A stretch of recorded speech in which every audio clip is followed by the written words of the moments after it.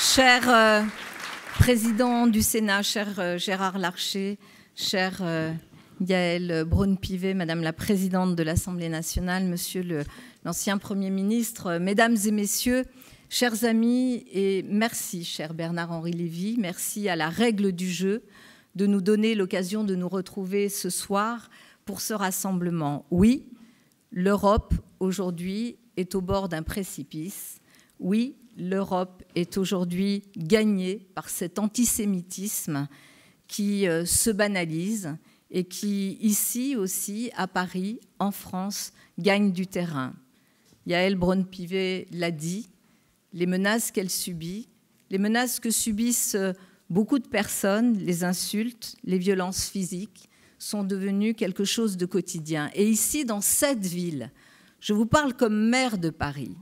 Paris, Victor Hugo disait, Paris sera un jour la capitale d'un pays qu'on appellera l'Europe.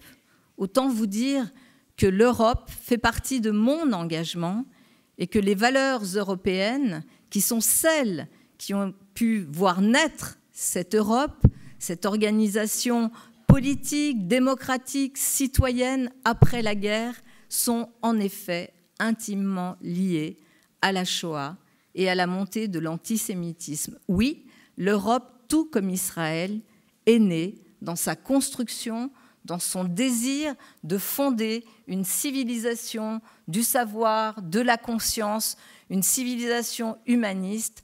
Toutes deux sont nées à partir de ce drame, à partir de la Shoah, à partir de la montée de l'antisémitisme. Alors, faire comme si aujourd'hui nous pouvions nous abstraire de cette histoire, c'est finalement laisser la porte ouverte à la montée de cet antisémitisme et donner la possibilité à ceux qui ne veulent pas de ce modèle démocratique qu'est l'Europe, leur donner la possibilité de le détruire une fois pour toutes. Et nous sommes au pied du mur.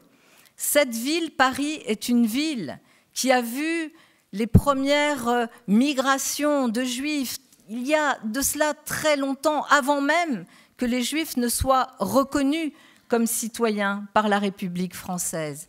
Ici, dans cette ville, nous avons accueilli, ont été accueillis et ont fabriqué cette ville, celles et ceux qui ont été chassés des premiers pogroms, celles et ceux qui sont venus avec leur force, leur énergie, leur histoire, leur culture, et tout simplement ce désir de s'enraciner quelque part où on ne les chasserait pas, parce qu'on chassait les Juifs partout en Europe. Et ils sont venus à Paris.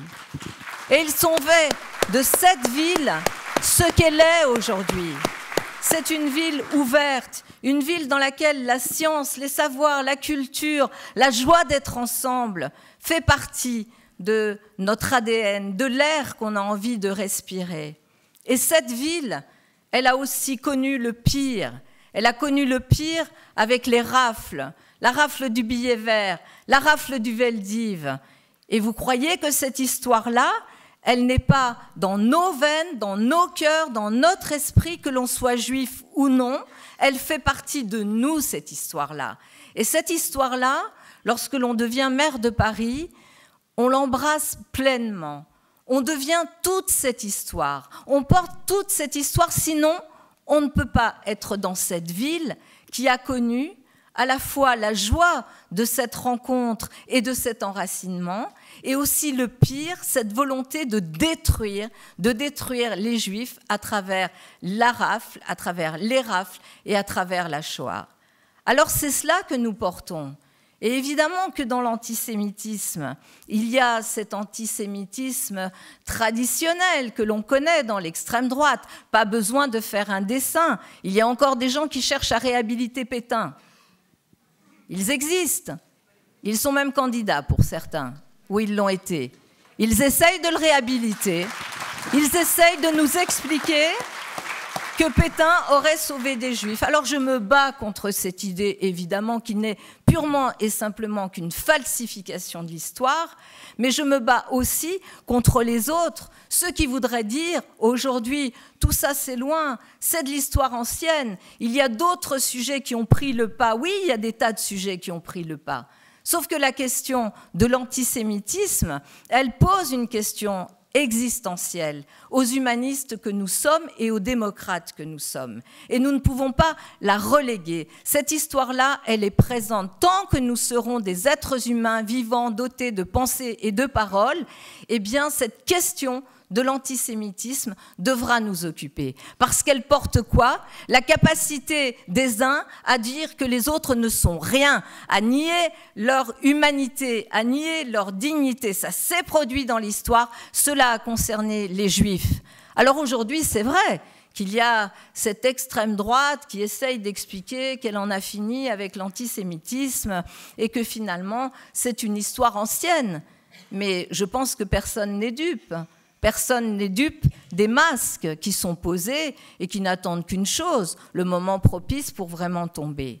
Mais nous savons qu'il se passe autre chose aussi ailleurs, et que la confusion règne, la confusion des esprits, la manipulation. Vous l'avez dit, Bernard-Henri, avec ces manipulations russes, on l'a vu sur les murs de la capitale, ces étoiles de David qui étaient propagées, proposées par une manipulation russe qui veut semer le chaos. Et puis on l'a vu encore avec ces mains rouges récemment sur le mur du mémorial de la Shoah, sur le mur des justes, sur le mur des justes.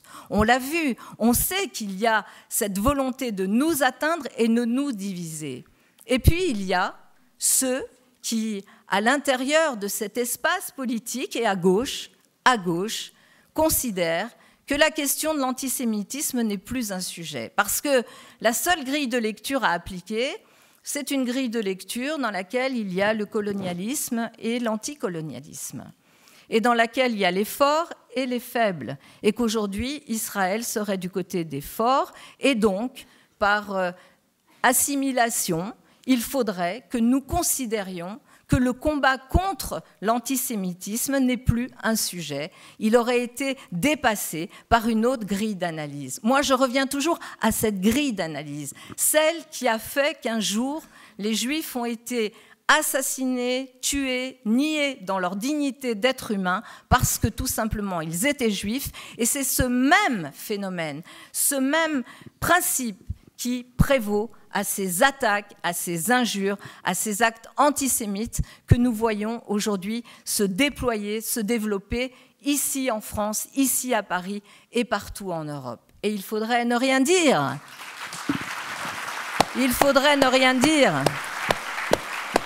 Je crois profondément à l'Europe, mais vraiment profondément, parce que je suis profondément démocrate, parce que je pense qu'il ne peut y avoir de projet que dans la recherche de paix, dans le respect des peuples, et aussi dans cette culture commune qui nous unit.